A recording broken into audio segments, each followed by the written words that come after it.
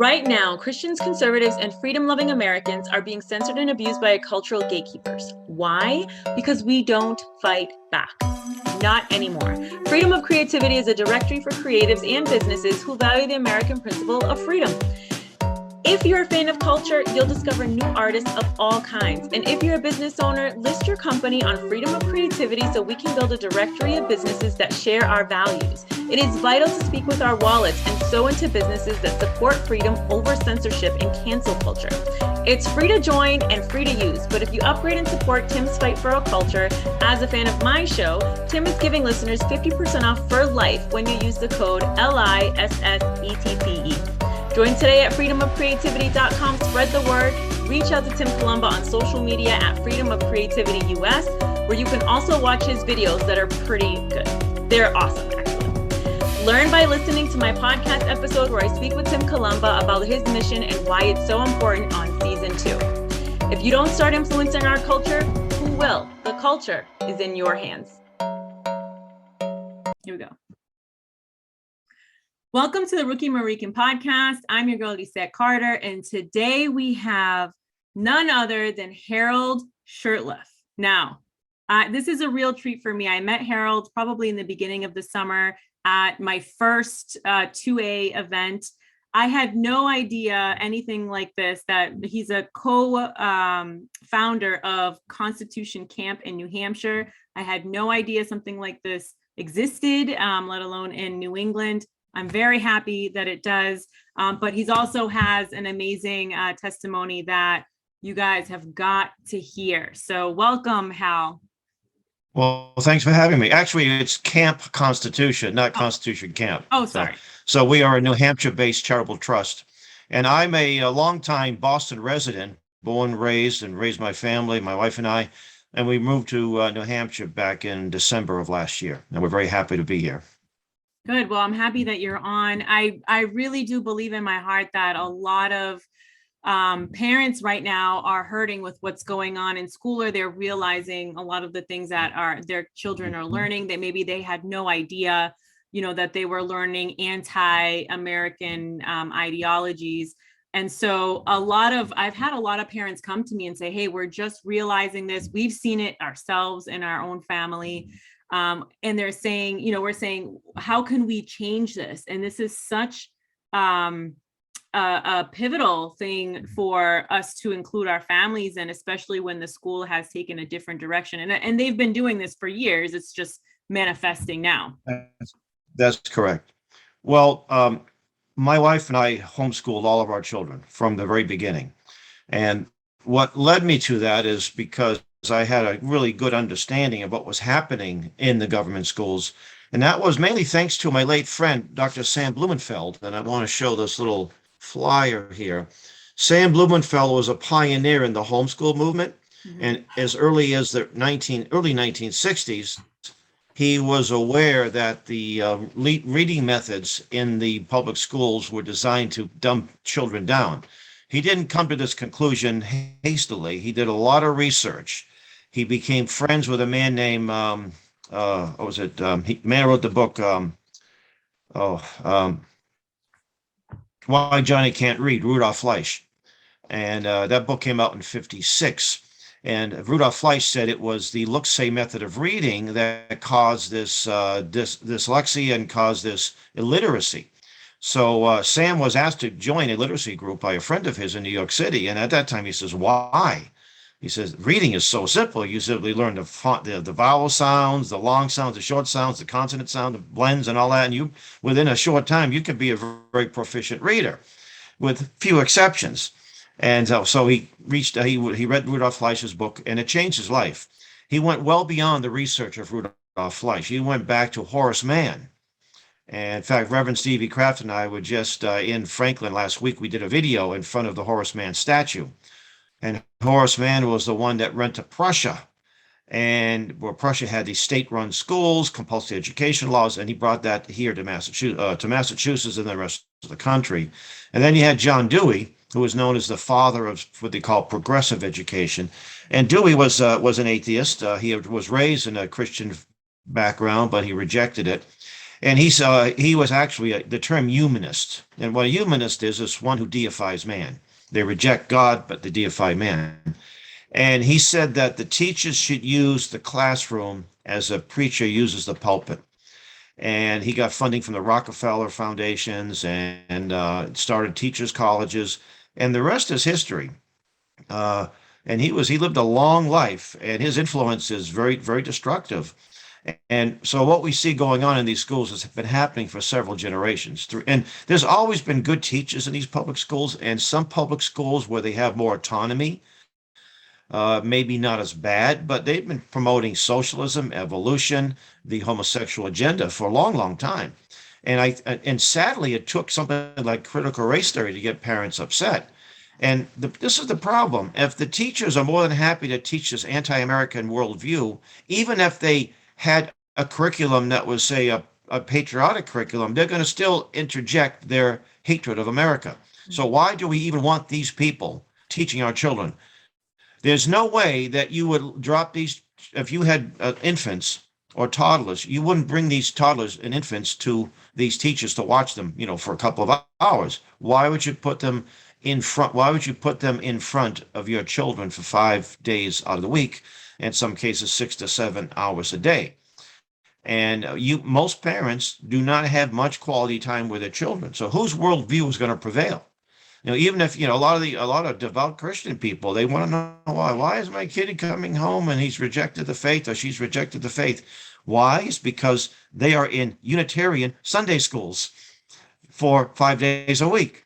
And you have them for a few hours a week. You have a little quality time with them. Of course, their worldview is going to prevail.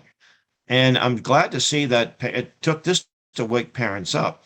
Now, there was a lady in Hollis, New Hampshire, last night. The Granite Grok had written about it, where she gets in front of the school and she said she's tired of, speaking, being polite. I mean, she was polite. She wasn't threatening them.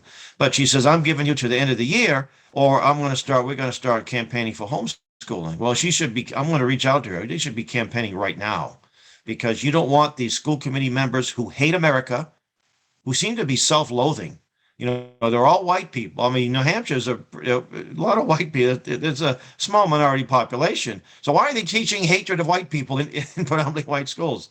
They want to destroy the minds of these children. And they're very successful in doing it. Mm-hmm. So I need to look at Howard Zinn. Now, Howard Zinn, I call him the patron demon of Antifa and Black Lives Matter. He died a few years ago, but his book is People's History of the United States, full of lies and errors. He was a communist. So you expect communist propaganda. I mean, if I was a Catholic, I'm going to promote a Catholic curriculum that would most likely teach the values of the Catholic Church. If I'm a Pentecostal, I'm going to be promoting the Pentecostal perspective. If I'm a communist, I'm not going to be presenting history the way it should be. I'm going to promote it as communist history, anti-Americanism, and all the glories and wonders of communism. So that's what's being taught in our schools.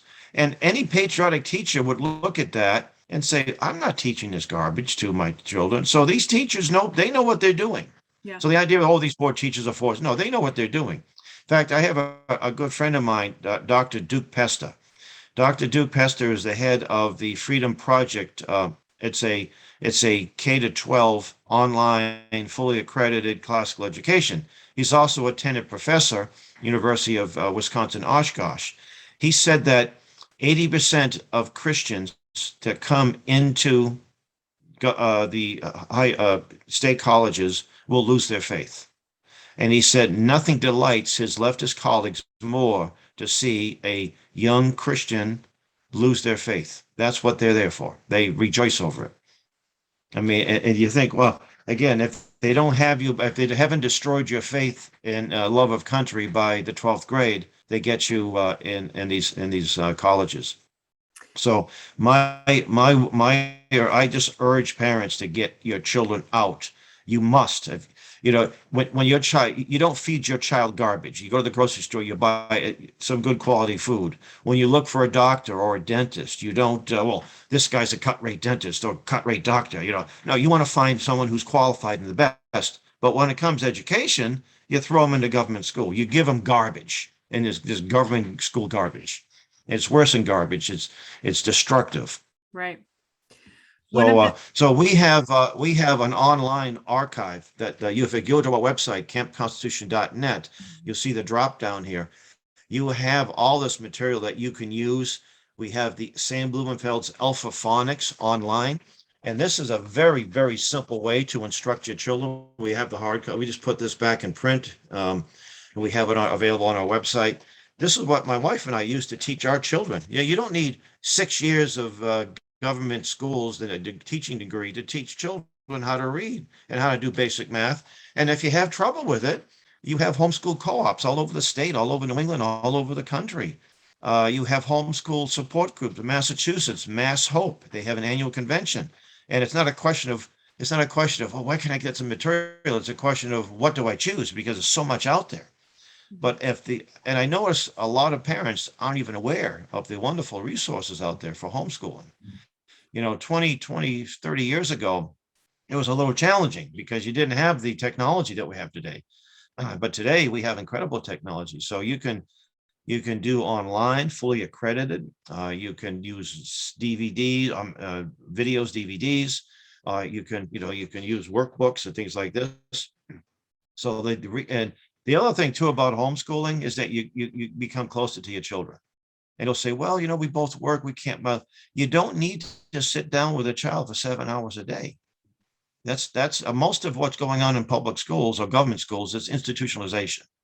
The law says you got to be there for so many hours. Well, you have people who have, back when they did this back in the 1850s, you had people who had no knowledge of education making the laws.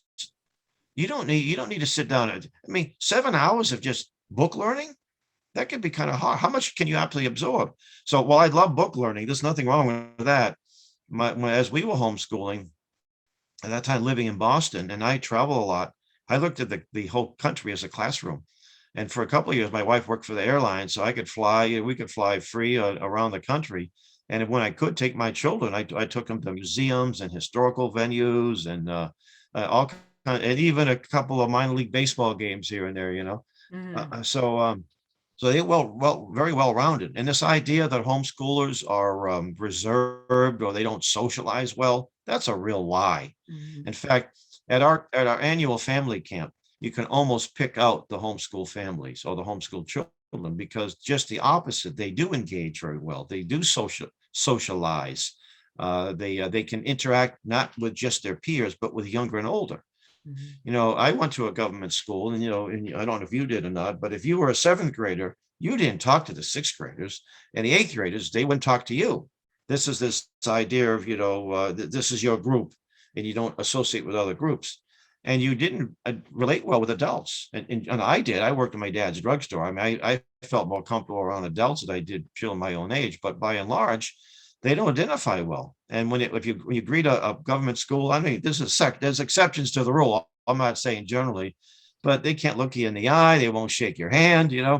So, and my children, they were involved in church groups. They were in my daughter's dance. My son was involved in stuff outside of the homeschool circle. So then he's a leader in the church today that he attends.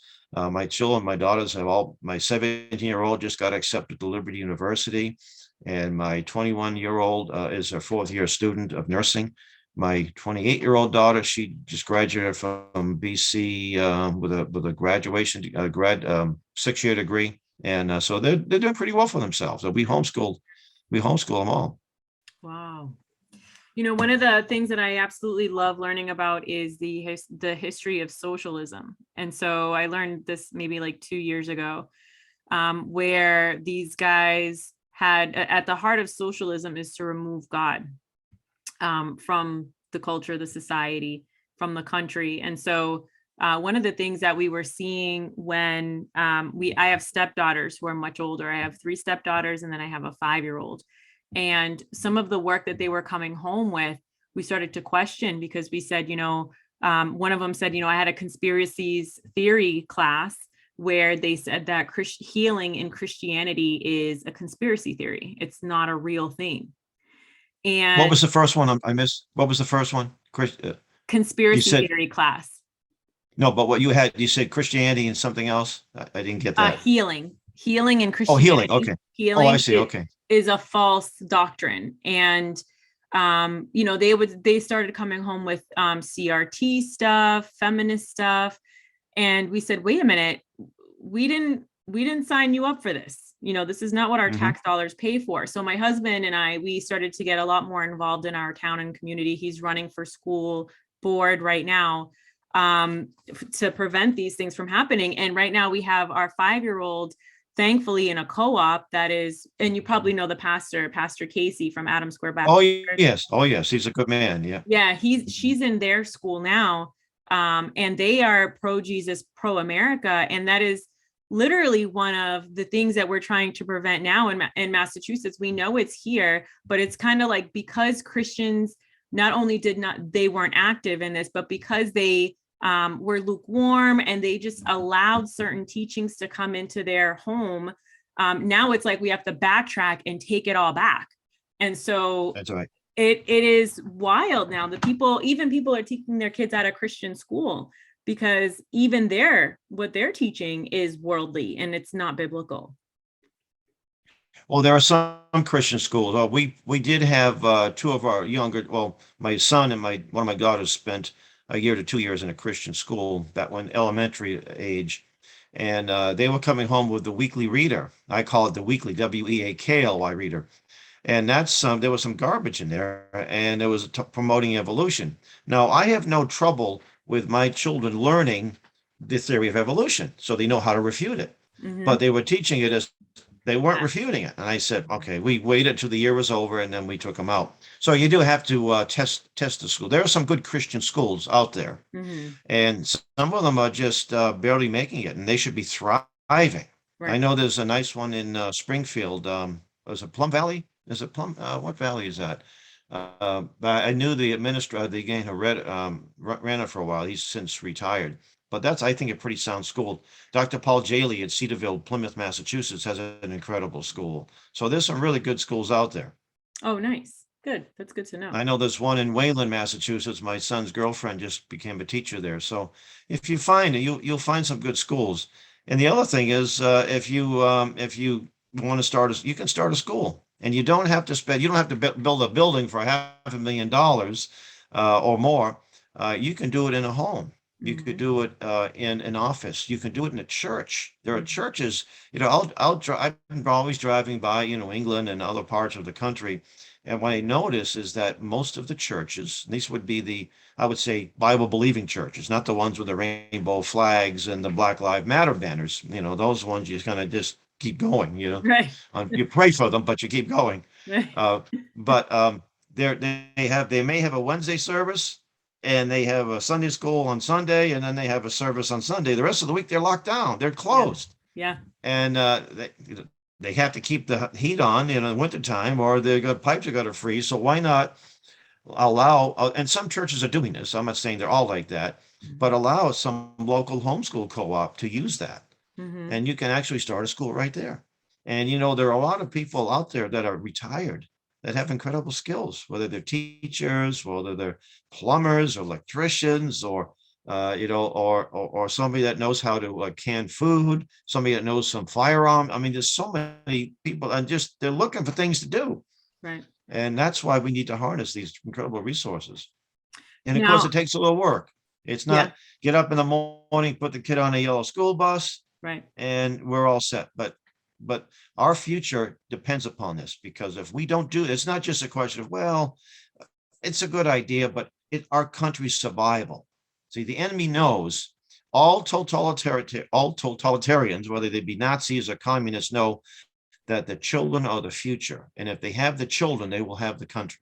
Yeah. Hitler would say something to the effect that, I don't care what the parents think, I have the children, we have the future. The communists do the same thing. Yeah. I think it was Lenin that said, give me the children and I will sow seeds that will never die, or something like that. And they've been successful. Yeah.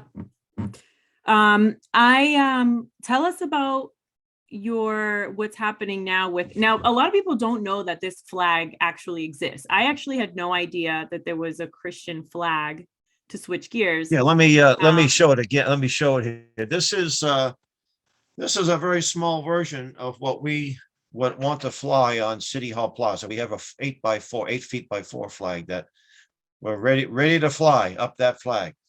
And this flag actually is a non-denominational flag. It was designed at Coney Island, believe it or not. I tell people a few things come out of good things: the Nathan's Famous hot dog, the Coney Island amusement park, and the Christian flag. So there's a few other good things here. Don't give. I've been there a few times, and I've enjoyed going there. It was designed back in the late 1890s. It was a Sunday school administrator that was supposed to have a guest speaker talk about the U.S. flag, and he didn't show up. And they thought, "Gee, we don't really have a Christian flag," and that's what they designed. There are denominational flags. There's the Vatican flag that the Catholics fly. The Episcopalians have a flag, but this is a non-denominational flag, mainly flown in independent churches. So what we wanted to do is back in 2017, we wanted to fly this flag on a City Hall Plaza, Boston City Hall Plaza, where there is what I call the public access flagpole. But what motivated me, I can say the Holy Spirit motivated me, but I was invited to participate at a prayer meeting in the mayor's office, Mayor Marty Walsh, Reverend Bruce Wall, who has an inner city church. And I showed up, and Marty Walsh, by the way, was nowhere to be found. That's the last place he's going to be where believing Christians are praying, but he wasn't sponsoring it. It was almost like the room, I think they call it the ante room, the room 2 levels before the actual office. And we had blacks, Hispanics, Asians, whites, and we were praying, as the Bible tells us, praying for our leaders. We weren't praying for elections. We weren't praying that this candidate gets elected or this. And it was I said, this is a great experience. We sang a few hymns, and I thought the Christian church needs to be more involved, because we've been silent for so long. And I know there's Christians in Boston, and I was one, my parent and my family. So I thought that we should have a ceremony on City Hall Plaza to honor the U.S. Constitution Day, is September 17th. That's when the Constitutional Convention ended, 1787.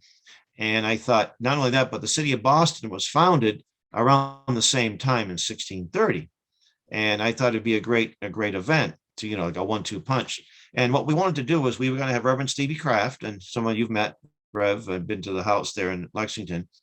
We were going to have him talk about the need for racial reconciliation, for Christians to be involved with it. The number 2, we wanted to have, we had a pastor from the Sudan, William Levy, who was almost murdered for his faith by the Muslims, but he wasn't going to talk about that. He was going to just talk about the blessings of liberty as a U.S. citizen. He lives out here in Western Massachusetts, an incredible man. And we were going to have Richard Howell, who's a historian. You might have met Richard at the rally there in June. He was going to talk about Boston's rich Christian history from Governor Winthrop, his wonderful sermon on the Arbella City Set on a Hill, which was Boston. And you find some of that sermon engraved on Boston Common. He's making reference to God, and then we were going to raise the flag. So they denied us. So what I did was I called the lady who was in charge of the permitting, and she said, "Tell us what you want to do." And so I told her, and to make a long story short, about a month and a half went by. They said, "You're denied." She was on our side, and I had to ask for an official reason. So I got an email, and it said separation of church and state. We can't do it. Well, this is the same city that has sanctuary. They violate federal laws when it comes to illegal immigrants. The Massachusetts are violating federal law when it comes to marijuana. But, oh no, that little Christian flag on the flagpole for a day or half a day is an abomination. It's unconstitutional. And of course, the city officials are keepers of the Constitution, So it was ironic that the email had a city seal embedded, and the city seal has a Bible verse from the Old Testament, First Kings. It's in Latin, and it's also on the flag.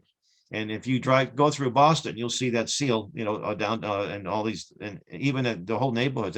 Anytime there's a sign, you'll usually see that seal. And the Bible verse is in First Kings. It says, "May God favor us as He favored our forefathers." So I think it's pretty ironic. So I reached out to the Liberty Council. They were happy to take our case. They sent the city a demand letter giving them 30 days to give us to fly that flag, or we'll file a lawsuit. They ignored the demand letter. Meanwhile, they made a lot of media attention all over the country, other parts of the world. And then in July of 18, we filed a suit in federal court. And we chose federal court because the city said it was a violation of the First Amendment of the U.S. Constitution. They didn't say it was a violation of the state constitution. Right. So we had to go to the federal court. And there was we lost a few times, and then we went to the First Circuit Court of Appeals and lost 3-0 to two Clinton appointees, one Reagan appointee, and we took it to the Supreme Court back in, I guess it was January of this year. Actually, no, I think it was June, where they actually dropped off the information to the case of the Supreme Court. So the Supreme Court has 8,000 cases that appeal to them every year, roughly. They only take about 80, so 1%, and they took our case. So we hope that they're supposed to be hearing oral argument sometime in the spring, and the decision should be made before June or July, probably before July. The And we're Supreme Court optimistic. didn't even take the election fraud case. No, they didn't. No, yeah, it's interesting. Yeah, they wouldn't take that. I think they were afraid to take it, but I don't know. But yeah, so I just say this isn't God. This is something that we never anticipated. But I'm very delighted that I'm I was Camp Constitution is the entity that made this happen. And we got a lot of favorable responses from people around the country, and we got some people who are on our side, but thought that this thing is, oh no, he said, people were saying, if they fly this flag, if you can fly the Christian flag, they can fly the satanic flag and fly this flag, and they were upset. I said, look, they already fly satanic flags. Chinese communist flag is not satanic. Oh, the Chinese communists may be atheist, officially, but they're evil. That's an evil government, and that's satanic. They fly the communist flag in Boston? Oh, yeah. Oh, very good. Oh, not only, see, this is what happens. It's private organizations get a permit to have a ceremony. So the city itself is not flying the flag. However, the city of Boston, elected officials are there during the ceremony, are participating in the ceremony. Ayanna Pressley, the communists have been flying their flag, the communist Chinese flag, since about 08 or 09. Because what I was actually at the federal court, it was a jury duty issue, and I was crossing the street. I couldn't believe what I was seeing. They're flying the communist flag, and they had little communist flags they were passing out. They were flying the flag to honor the communist Chinese Revolution that murdered millions of people and today's subject people. They're that government that gave us the coronavirus. They've taken our jobs away and all kinds of horrible things. They've infiltrated our colleges. They've, when they came out and the media was saying that it's racist to say that the virus came from Wuhan, that was the Chinese communists influencing the mass media. Mm-hmm. The NBA is totally in the Chinese communist pocket. You have a lot of politicians at all levels, not just at the city level, but at all levels that are promoting the communist Chinese governors, state reps.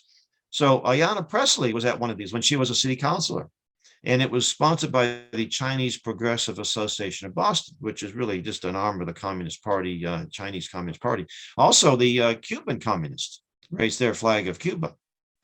And it's ironic, too, that it's illegal in Massachusetts to fly a flag of a foreign nation on state, municipal, or county property, unless there's a foreign dignitary there, an ambassador or someone in an official capacity. So if you're a tourist from Cuba, I don't think there's a whole lot of tourists from Cuba coming here and enjoying the United States. Yeah, that doesn't count. You have to be an official diplomat at the ceremony.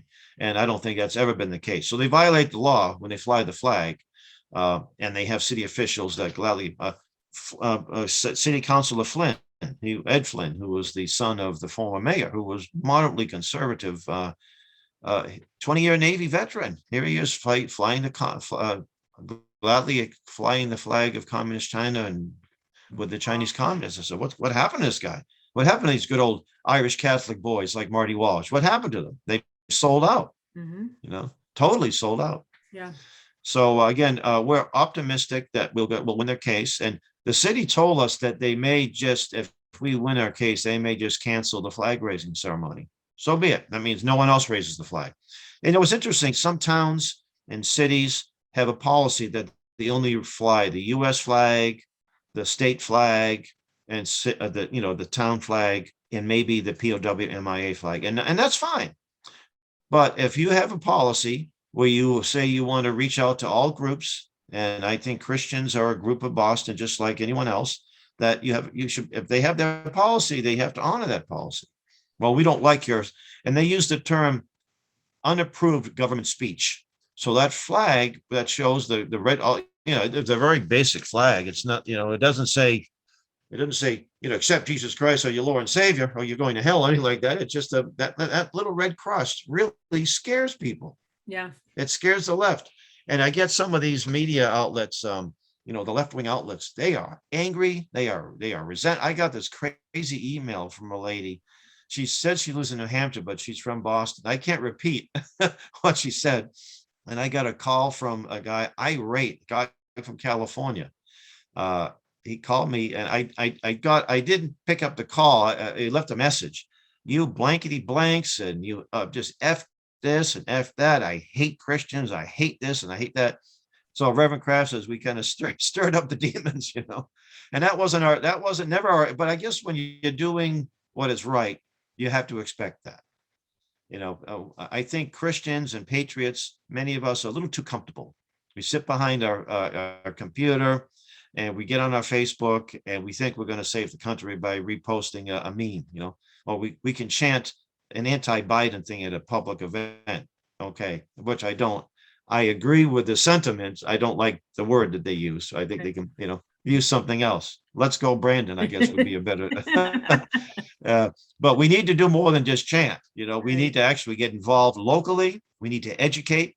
It's interesting. I get so frustrated when I hear people say, we're a democracy. You hear conservatives, we're a democracy. I says, where do you get that from? Mm-hmm. Well, that's the way I was taught. Well, look at the Constitution. Mm-hmm. What's the Constitution say? They probably never looked at one, or if they haven't looked at it very closely. It says that Article 4, Section 4, the United States guarantees every state a Republican form of government. Oh, that's the same thing. There's no difference, really.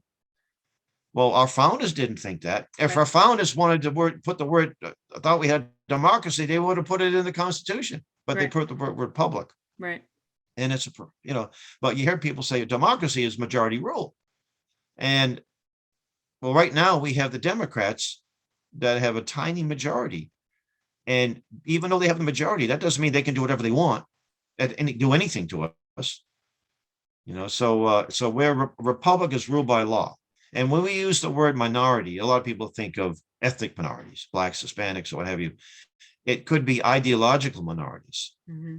And I have to say that if it weren't for the conservative Hispanics, the conservative blacks, people like Trump could never get elected.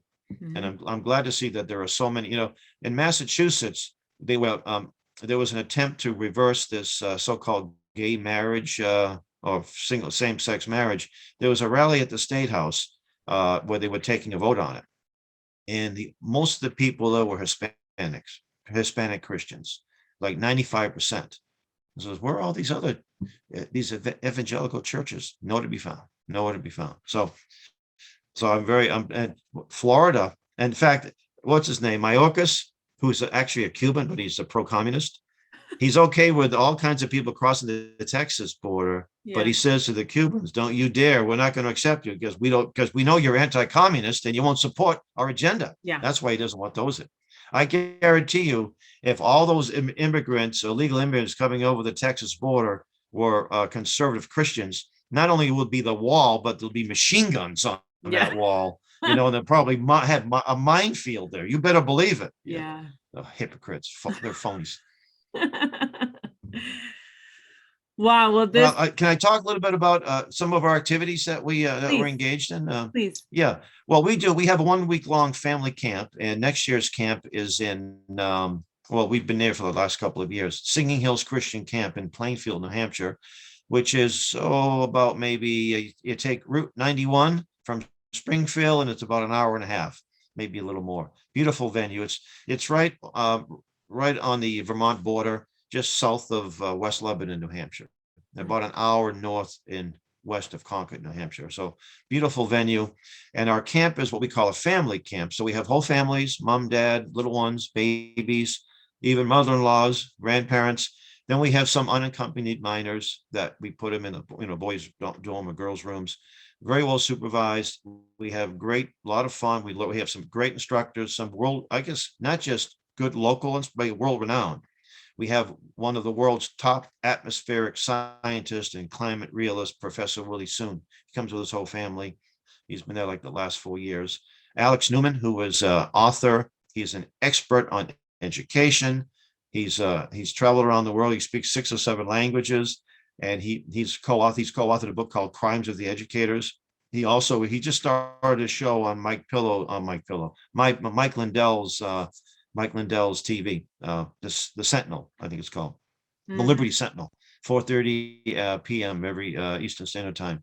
And we had Mary Graybar there this year. She is the author of The Debunking of Howard Zinn. We had a pastor, David Whitney, from the Institute on the Constitution, and Catherine White, who is a local constitutional expert, and many other great instructors. We have a lot of recreational opportunities, swimming, hiking, and we do marksmanship. We have a lot of people from the inner cities that have never seen it.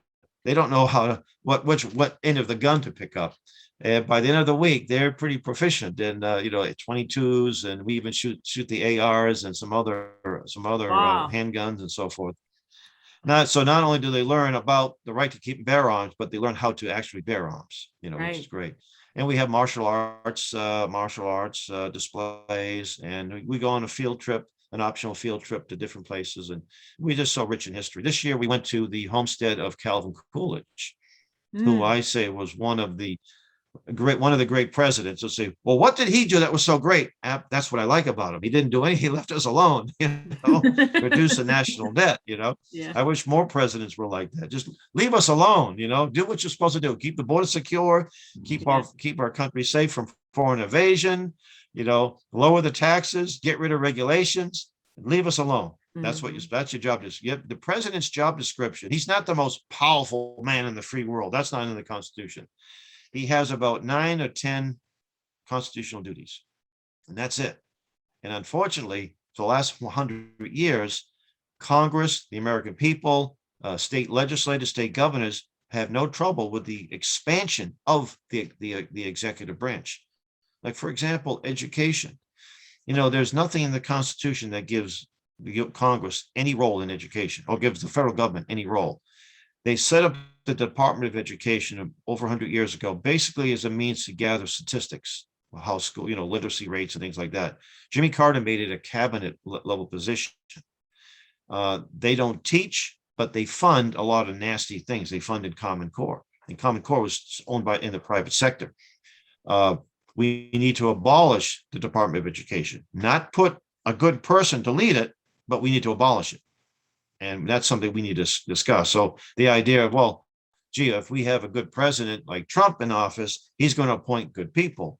And his appointments, the first thing they should do is auction off all of the Department of Education's property and assets. And then once they do that, sell it to the highest bidder and then resign. That's what they should do.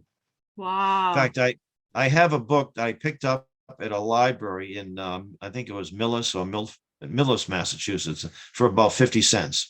It was published by the United States Government Printing Office. We have a copy, PDF version on our website. It's called The Formation of the Union Under the Constitution. And in the book is like questions and answers. And they ask the question, what role does the federal government have in education? Now, keep in mind, 1941, Franklin Roosevelt was president, and you had a bunch of Democrats controlling New Deal, what they call New Deal Democrats, socialists controlling the country. And what do you think the answer was in this publication written by New Deal Democrats? What role does the U.S. government have in education? Well, in reality, none. But I don't know what the Democrats. The answer was none. Yeah. The answer was none. Yeah. So you have to ask yourself, what's happened since 1941? Did they add an amendment? You can't, if you don't add it, the powers in the Constitution are clear and defined. The only way to add more is to add amendments to the Constitution. There's been no amendments added to say the federal government now has a role in education. So we simply allowed it. And I say we, not you and I, but the American people and the politicians. The state governments love getting federal money. They love taking federal money because they don't have to raise the tax. They don't have to get taxes from their citizens. So they just pass the bill. And where does the federal money government get their money? Of course, they make it out of thin air, but they tax us. Yeah. So we actually, when we get something from the federal government giveth, they take us away. My wife and I got our federal, what do you call the stimulus check? We got one a few weeks ago. And I was surprised. I think I was going to get one. I said, okay, put it in the bank, paid off a couple of credit cards that weren't too bad. And then I get a bill the next week from the IRS. Oh, we owe them another $1,200, $1,300 for 2020. And I just put in for Social Security. I just started collecting Social Security. I know you're shocked. I look so young, right? And they gave me the first check, and they sent me, well, guess what? Because you made that extra money from the federal government, we got to take some more money out of you. So you're not getting anything this month. I thought, gee, so they took the money, they gave me the money, and they took it away 2 weeks later. And they also take money away through inflation. Now, inflation is nothing more than an increase in the money supply. That's how inflation. It's got nothing to do with people not spending money or greedy capitalists or greedy unions wanting more money. It's nothing more than the increase in the money supply. That's what causes inflation. And a lot of people don't realize that, don't know that. And only governments can increase the money supply. You know what I also learned that is unconstitutional is income tax. Well, income tax, if you look at the Communist Manifesto, you mentioned the history of socialism. Yeah. Let me recommend to your viewers to get a copy of the Communist Manifesto. Yeah. Mm-hmm. Written by Karl Marx in 1848. Mm-hmm. Karl Marx was a very loathsome individual. No, loathsome would be an improvement. Let me put it this way. Mm-hmm. He hated humanity. Mm-hmm. He was a racist. He was an anti-Semite, even though he came from a Jewish background. Mm-hmm. Before the 10 planks, he says that communism abolishes eternal truths. Why would any half-decent person want anything to do with a system that abolishes eternal truths? He didn't like the concept of marriage and the family and the 10 planks. And he basically said, if you adopt these 10 planks, you have yourselves a communist country. And by the way, he wanted to call the Communist Manifesto the Socialist Manifesto. But at that time in Europe, there were some people who were calling themselves socialists that he didn't want anything to do with. He didn't want them, to think it was their publication. And Marx was also a police informant. He was informing on other socialists that he didn't like. He wasn't much of a daddy. One of his children died of starvation. And the only person the only working class person he had anything to do with was when he got married. The marriage included a servant, a lady servant, that not a slave, but basically this is your servant. So that was his only connection. And he never worked a day in his life, and he couldn't invest in the market. He was such a poor investor. He's a loser, basically. Yeah. But he said plank number 2 is a progressive income tax. We didn't have an income tax until the 16th Amendment under Woodrow Wilson. Mm-hmm. So it's in the Congress, but they did pass the law that said they don't tax. Taxes used to be, how it worked was that, let's say that you have 50 states and each state paid a share of the federal budget. The U.S. senators were actually chosen by the legislatures of those states. They were ambassadors, in a sense, to the federal government. The member of the House of Representatives, they could promise their constituents everything, 2 chickens in every pot, a car in every garage. And then the senators said, no, because I have to go to the governor and say, here, this is our portion of the federal budget. And they had to raise the money that way, Huh. So they said, okay, so actually they did away with the electing the senators were no longer elected by state legislators, but by the people. So that was so that income tax was then changed where it was now. I contend that the money I make through my my labors and your labors is not. It's how they define income too. Yeah. I mean, you spend so many hours doing something, and as a result of that, you're paid, and you got to be taxed on that. And then it makes it worse is that okay, so your money that you have after taxes, this is what you have for your living expenses, for your entertainment, for education, for everything. And then when I buy, let's say that you hire me to do something and you pay me, now I got to pay taxes on money that you already been taxed on. Right. I mean? It's just a circle. It just goes on and on and on. It really is. Yeah. And I have no trouble with legitimate expenses. Now I live in a town. I want, and in Alton, New Hampshire, I like to see the roads plowed. I'll pay for that. I want to see a police department and a fire department. I'm happy to, and we all pay property taxes for that. And that's legitimate. I think we should have a strong military defense. I don't think we should be all over the world under the UN auspices, but we should have it. So there's some legitimate things. But 3.5 trillion to go to give everybody free community college and all these other things. This Green New Deal nonsense is wrong and unconstitutional. Yeah. Wow. Well, that was the listeners are definitely going to learn so much from that, especially. So anyway, I started talking about the camp. We kind of digress, but in addition to our camp, we also have ladies retreats, or they like to call it ladies advances. We're going to be planning to do some weekends, family weekend events.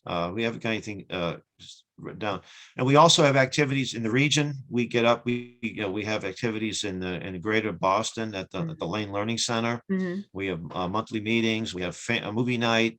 And then we're invited to speak to groups on a regular basis around. I met you at the Second Amendment rally in Auburn, Massachusetts, which happens I think they've had 12 or 13.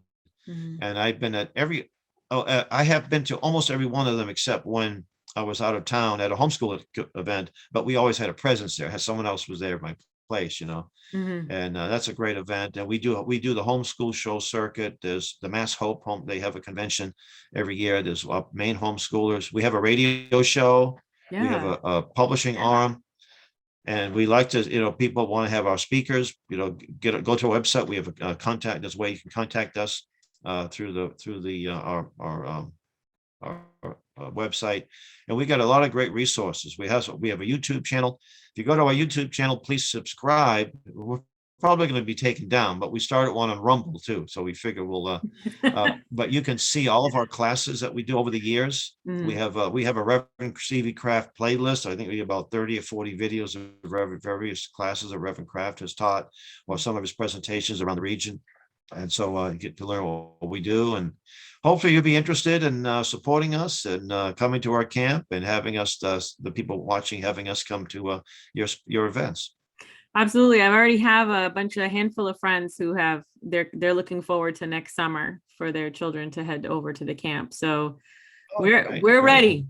We're ready. We're already taking applications. If you go to our website, you can, and this year we filled up 2 weeks prior to camp. So it's first come, first serve. Yeah. And thankfully, we didn't have to turn anybody away because we had a few people that canceled at the last minute. Things came up. So we're able to accommodate those who wanted to come.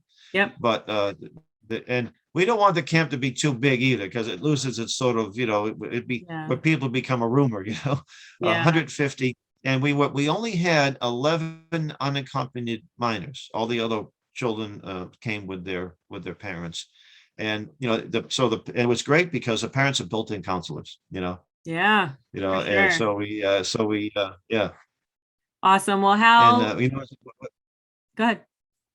Oh yeah. So let me give out the website, campconstitution.net. Yes. And for anybody who wants more information, head over to that website. There's so many resources. I actually still have this pamphlet that you gave out. I have like 2 or 3 of them here. But it's nice to keep handy of all of your resources and everything that you guys are doing. Hal, thank you so much for coming on. I really appreciate it. And I know. Thank you for having me on. Thank you very much. All right. God bless. All right. Amen.